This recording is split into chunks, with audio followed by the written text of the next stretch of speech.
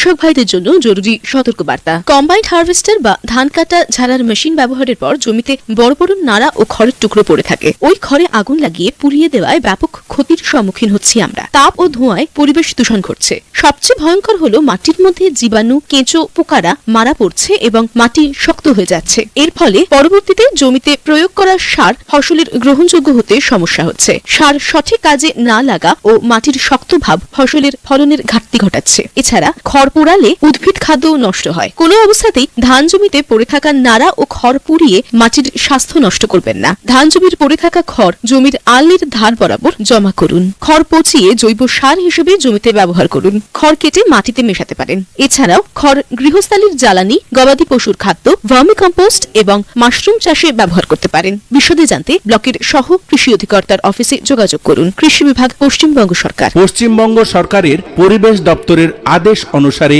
নাড়া পোড়ানো আইনত নিষিদ্ধ।